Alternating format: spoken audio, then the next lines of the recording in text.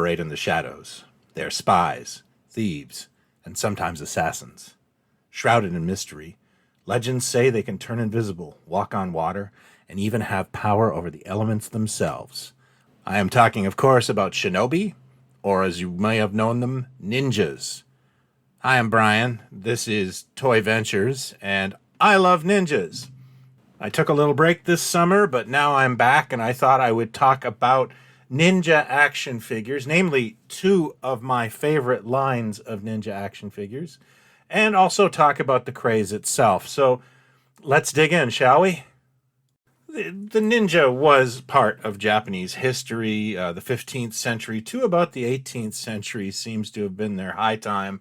And of course, a lot like our folklore, like Robin Hood, there's a lot more to it these days. And of course, there's a lot of embellishment and tall tales regarding ninjas.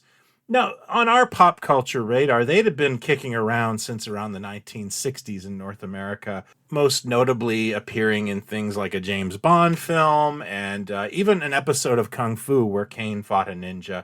The concept was known, but it really didn't blow up until around the early 1980s when the Canon Film Group decided to adapt a novel and call it Enter the Ninja. It was the perfect timing as martial arts films had kind of hit a lull, and this really reinvigorated it. And all of a sudden, there was ninja everywhere. You had imports of Japanese movies, you had copycat films, you had whole franchises like American Ninja. There was even a prime time NBC ninja show in the early 1980s, which co-starred Sho Kazuki, who was actually probably the most famous ninja actor of the 1980s. The appeal of these characters was not lost on children. Guys who dress like Batman and can kick ass and have all these wonderful gadgets. If you're a middle school boy, you just eat this up. And I can tell you because I was a sixth grader when Ninja Mania happened. And I can remember buying one of these ninja magazines and circling all the throwing stars and a grappling hook ladder I wanted to buy. Who knows what I was going to do with this stuff. But, that Napoleon Dynamite thing was very true in a lot of us. This, of course, made toy makers very happy because you can't copyright ninja. It's like karate or kung fu. It's just a word. It's in public domain. And you can add a ninja to your toy line. And it costs absolutely nothing. The first U.S. toy company that I can see that jumped on the ninja craze was Mego. With the Eagle Force in 1982, they had a villain that worked for Riot named Savitar, and he was the first full-blooded ninja. Now, I know people will say that Snake Eyes is a ninja, but we didn't really know that in 1982. We really didn't know that until Storm Shadow came out in 1983. But everybody wanted to get in on the ninja craze. You had Ninjor on the Masters of the Universe line. In the Defenders of the Earth line, Lothar was described as a ninja from the Caribbean, which is way cooler than saying magician's assistant. Way cooler. Companies like Remco made wonderful toy lines such as Secret of the Ninja, and Lannard had a series called Dragon Force that looked like it just walked out of a Canon film. It even included a machine gun, because ninja?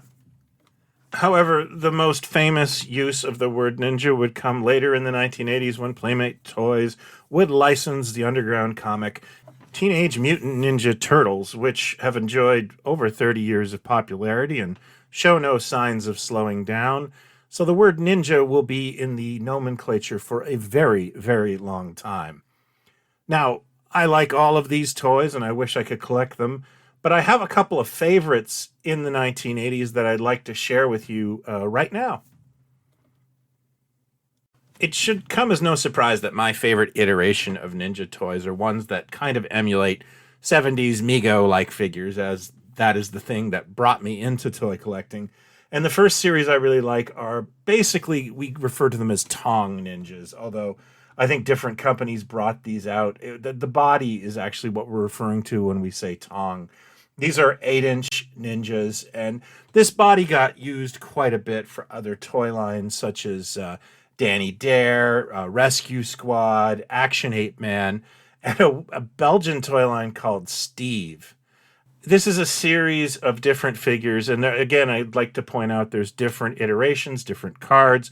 There's even one where it is basically just a Danny Dare figure in a karate gi, which I'd love to own. There are 3 different colors for the ninjas that are known: white, black, and gray. The gray being the hardest to find, especially on the card. A lot of collectors didn't even know the gray ones existed up until a few years ago. They come with a variety of weapons and, of course, shurikens.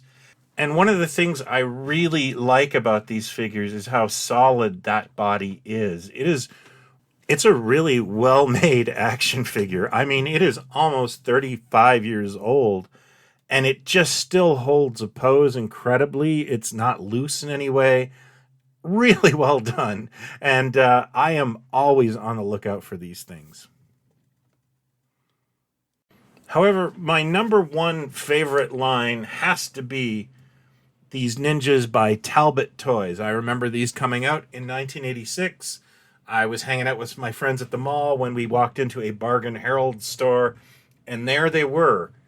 8-inch Mego-esque ninjas. I had to have them. I bought one.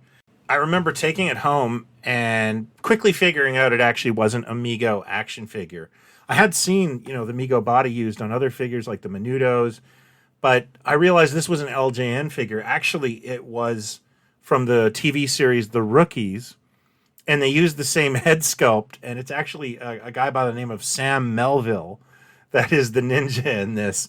The big difference was they added a scar to his face, and they painted sandals on his feet, which is a great cost-cutting measure. These are absolutely my favorite ninja figures of all time, and I really do kind of consider my collection somewhat complete in this arena. I have 2 carded ones and 2 loose ones. I'd love to find some swords, but I might be able to just take those off of other figures. So that is my look at 80s ninja toys. I'd love to know who your favorite ninja action figure is. You can let me know here, or you could hit me up at our Facebook group, Pod Stallions, where we have these incredible discussions. Thank you as always for watching. If you are new to this, please consider hitting like and subscribe. This is what I do every week. If you're not new to this, please consider sharing it. It really helps me out. Until next time, be well and talk toys, not others. And if you are interested in knockoff action figures, please check out my latest book, Knockoffs, Totally Unauthorized Action Figures. It is a full-color, 144-page book of pure toy insanity.